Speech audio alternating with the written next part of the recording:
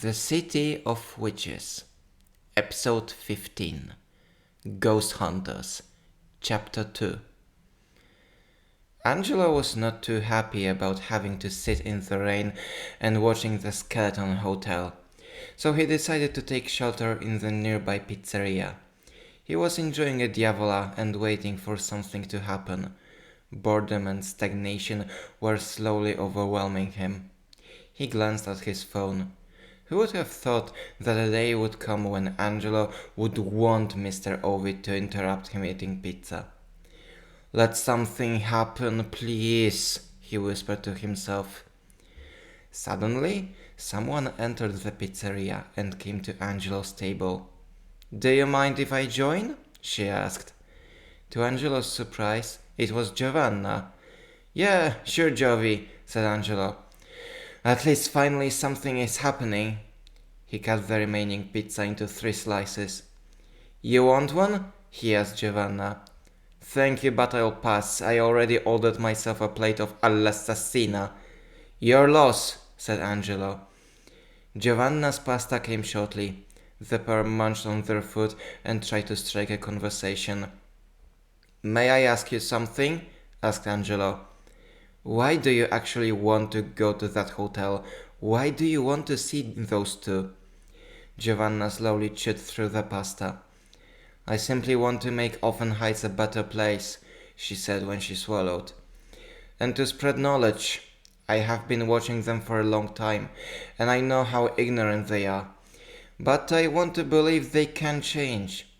"You know you're not guaranteed to change anything," said Angelo. "Wow, thank you for your kind words of support," said Giovanna sarcastically. "But yeah, I know the harsh reality." "Hey, I'm not trying to discourage you," said Angelo.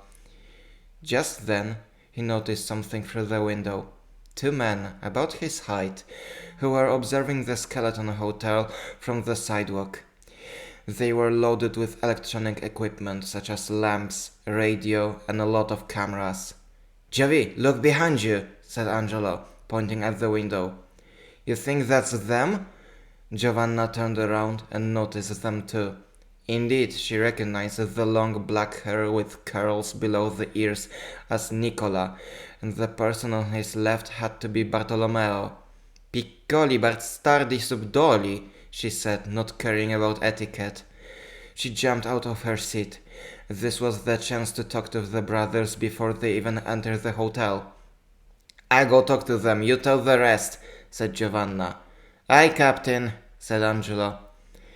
As Giovanna left, Angelo took out his phone and wrote about the encounter on Discos. Now it was the matter of waiting for the rest and finishing the pizza. Sarah was browsing through her books. She remembered a particular book and really wanted to find it. She looked through all her bookcases from top to bottom, but she could not find it among all novels, manga volumes, and schoolwork books. She was about to give up when she remembered one more place where it could have been. Sarah looked under her bed and pulled out a suitcase. It has been there almost since Sarah moved to Aunt Caitlin. She only needed to take out her clothes for the first few weeks and hasn't thought about it since then.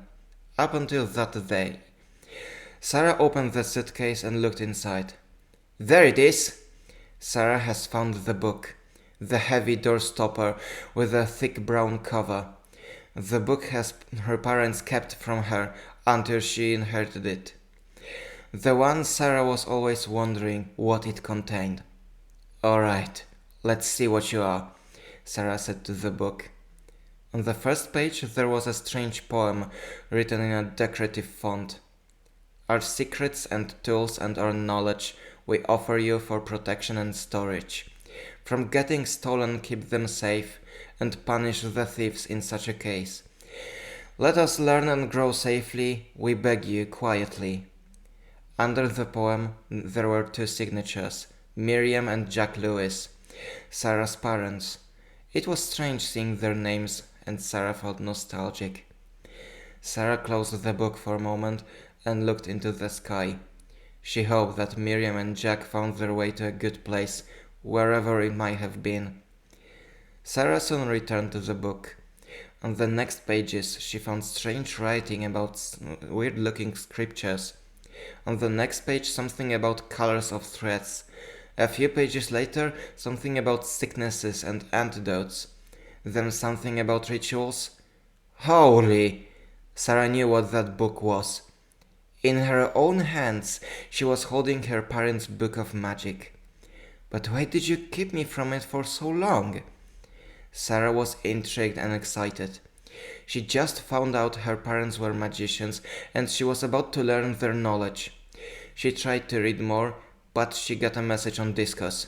She looked at it. It was from Angelo. Yo, those two that Jovi was talking about have finally arrived in the city. We're waiting at Pizza di Fratello. Sarah knew what to do. She closed the book and grabbed her backpack. She glanced at the book one last time before going out. This evening, for sure. Two tourist brothers were staring at the Skeleton Hotel from across the street and discussing the plans for their next video. So this is that mystical place? Bartolomeo asked. Yes, that's here, said Nicola. Looks great, doesn't it? You think it's called Skeleton Hotel because there are bones buried in the foundations? Nicola laughed at the idea. No, I did some research.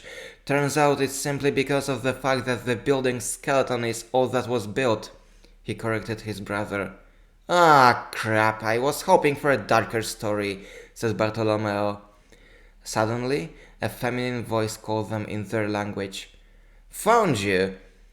When they turned around, they noticed Giovanna approaching them. Hey Barto, you know her? Asked Nicola. Not at all, but it could be a fan. Who would have thought? Giovanna reached the brothers.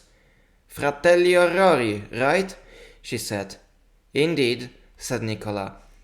I didn't know we had fans outside of Italy, said Bartolomeo. Well, you could say that, said Giovanna.